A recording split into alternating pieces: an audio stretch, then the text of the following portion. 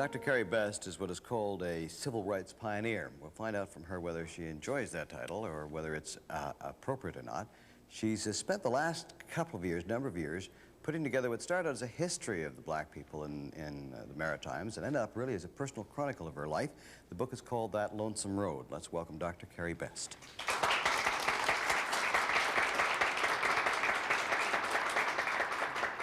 You've always been a fighter and a goer and a doer.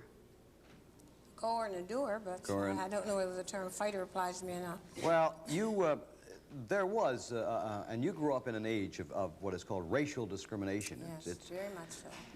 When was your first exposure to it? When did you first realize that you were being discriminated against?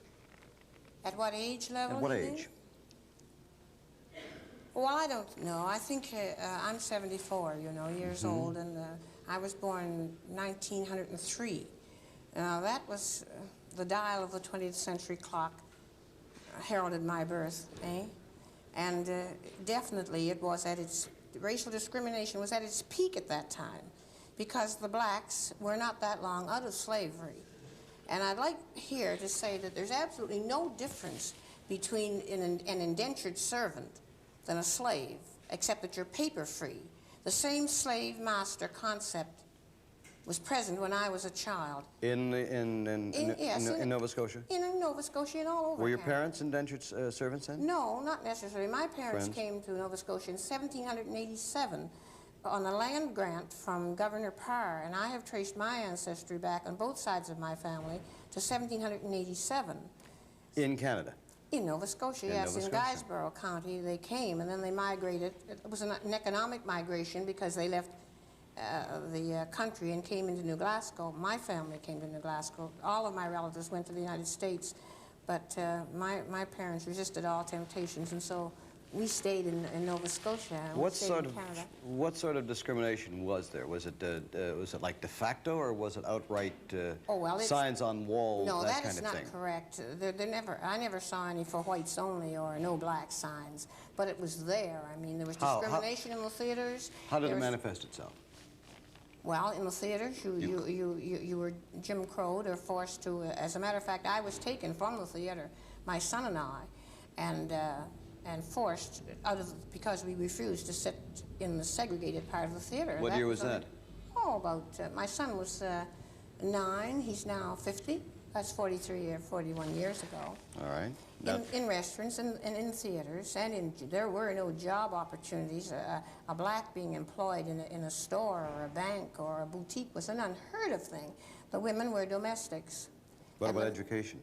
Pardon? Education. Education was always free in mine. I never went to a segregated school. I taught in a segregated school in another part of Nova Scotia, but we never experienced any segregation in the schools. Education was always free. What do you mean by a segregated school? There were black classes with black teachers in the same school? No, black communities had black schools and black teachers. Were you not allowed to go to the white schools? Well, in a black community, it wouldn't be black community. Feasible. Yes, it was a black community. Not anymore, because their children are not. They're bused now. When did you feel that this was not the way life should be? Well, we were never poor. We were always broke, but we were never poor, eh? As Dick Gregory said, that really explains my background, because my mother was one of the most. Well, I don't know. I just fill up when I even think about her.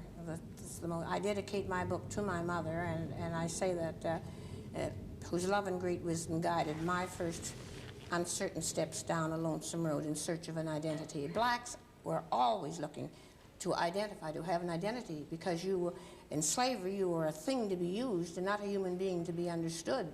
And no matter how much intelligence you had, you were relegated to that term.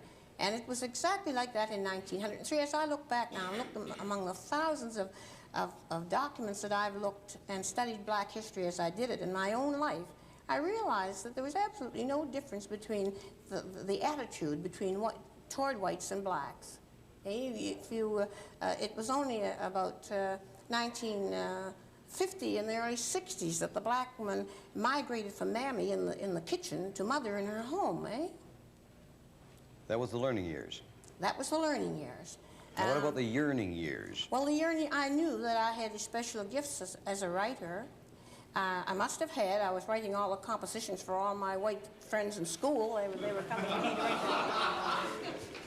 even their love letters. So I felt that I would have to be rather stupid to have that talent and not recognize it. And my first actual experience with racial discrimination came one Christmas. I was always popular in school with my friends. And we were going skating after school, and this man had a little pond, a private pond, and I never dreamed. I was then in grade, in my sub-teens, around 11 or 12, and some of the kids said, Carrie, you're coming skating after school? And I said, sure. So I had to rush home to do some work, but I took my skates, and I just put my skates on and got on the ice when he came out, furious, and said in no uncertain terms that no niggers were going to skate on his property. And I was then about 13, and I'm now 74. And I think that hurts until this day. So you never know how deeply racial prejudice can hurt a child in their formative years. And I came home, cried, of course, and it passed. That was my first actual, that's when it touched me first. I mentioned it in my book. And the second time was I had read where they needed a writer for a paper. And I went down and I said, well, that would be great, because I like people and people liked me. And I said, I just love going to writing up about the various social laws. And I went in innocently enough, and I was a grown woman then. And he laughed. And that, too, I still remember it. He has apologized many, many times, and we're the very dearest of friends. And if I could read the editorial that man wrote when I was made a member of the Order of Canada, it's the most glowing tribute that was ever paid to me, and it's in my book, I'm going to put it in. But at the time, he just didn't, he didn't realize, but the laugh seemed to say, you should aspire to write for a paper, you know? And he laughed right in my face, and I told him, nothing I've been in jail, you know. I was sentenced to jail for an hour. For what? What charge? Traffic violation. Traffic violation. Sentenced to jail for an hour. Yeah, that made history. And I came out. I wrote my column when I was in jail, and I called it A Bird in the Gilded Cage. And I came out and I hired the best lawyer in Halifax, and it cost me $290 to escape a $5 fine. But I won the appeal. You won it, though. Yeah, that's the point. That's in my book, too. The Crusading years, then. When do they start? Well, I think I've probably always been a crusader, because if you felt that you were not inferior and that you were as good as anybody else, you were always crusading within yourself. You had to prove it. You were searching for an identity. I didn't have any time to go with it openly until, oddly enough, as I told you, my crusading work didn't begin with the blacks. It began with the Indian people and the Indian reservation. And so you as a black were crusading for the Indians and the yes, Indian and the poor whites, yes. And the poor whites. Right. Anybody that needed help, crusading. They called me up, They called me Mrs. Human, Miss Human Rights, That's why I have an unlisted telephone. If anything they wanted, they'd, well, go to Carrie Best, she'll fight for you. If your hair was too, well, one boy's hair was too long in school, and the teacher told him he couldn't come, so they came to me. He went back to school with his hair long, They didn't want to. I'd hate to tangle with you, Dr. You Best. not. I know. I know. Well, then, what about the blacks? Then was it an easy thing, or was it hard to get laws passed? I started in 1949. I started my own newspaper, and I called it the Clarion, a plea for racial understanding and goodwill.